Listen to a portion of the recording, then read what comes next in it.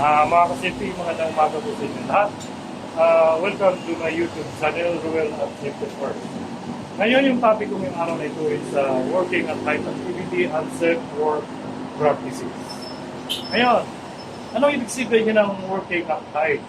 So, ang ibig sabihin ng working at height, yung activity nyo na above 1.8 ground level, so meaning that one, working at height activity. So ngayon, ano mga hazard ng mga yung working at height activity? Nandoon yung falling hazard. Okay. So pag falling hazard, nandoon yung fatality or injury. So kailangan, pag may working at height activity tayo, gumamit tayo ng mga PPEs mandatory or requirements. Okay. Now, una, kailangan natin gumamit or sumuot ng full body harness. So ngayon, itong full body harness, itong leg strap, kailangan hindi siya masikip o hindi siya maluwag. Kailangan itong kamay nyo, nakapasok dyan, tama-tama lang na ganyan. Yan.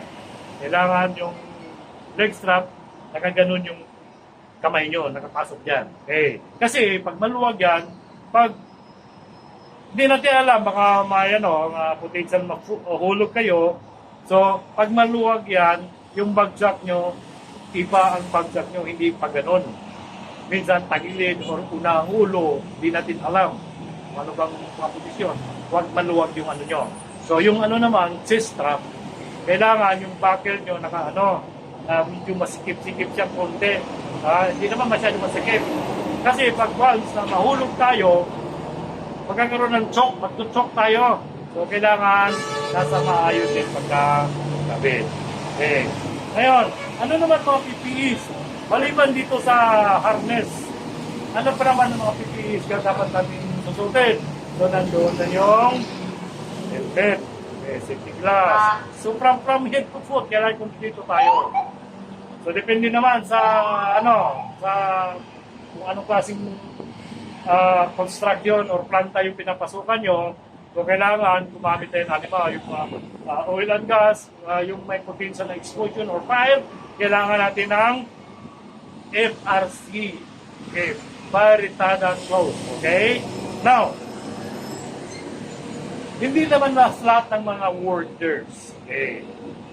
Ngayon, may napansin lang ako sa mga panday, okay, yung mga panday, okay, yung mga mason. Now, obserbahan ko lang, hindi sila nag-comply ng mga PPEs. Siguro 99% wala silang ginagamit ng mga PPEs. Okay. Kaya napansin ko, kung napansin nyo, bakit yung ibang mga panday, okay, itim yung kuko or patay yung kuko dahil pag nagpapako sila, dumulas yung pako ay yung martilyo sa pako, dito tumama sa kuko, patay yung kuko. Okay? Minsan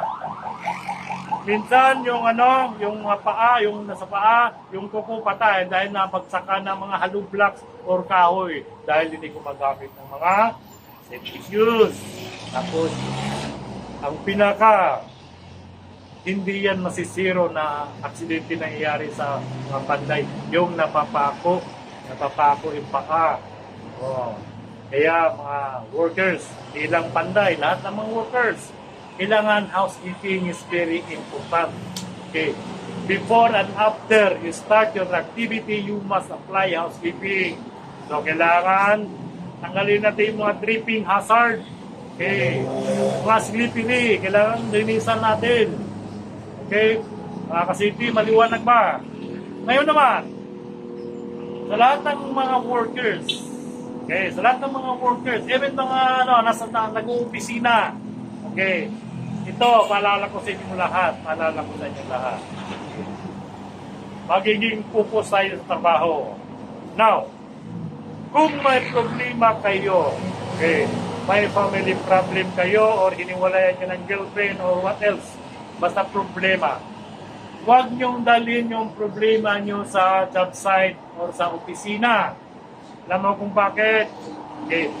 Lalo sa opisina, hindi kayo nakapag-concentrate sa trabaho nyo kasi iniisip yung problema nyo, pinagalitan kayo ng boss nyo. Okay. Sa mga workers naman, sa mga construction, okay, please, huwag nyong dalhin yung problema nyo sa job site. Okay. Kasi pag dinala yung problema nyo sa job site, nandoon na yung fatality. Okay, my friend, alam mo bakit? Nagtatrabaho kayo working at height, wala sa yung isip nyo tuliro, wala yung nasa problema palagi yung ano nyo, wala kayo, hindi kayo focus sa trabaho nyo. Yan, pag nahulog kayo, yun ang potential na fatality. Yes, my friend, mga kasinti.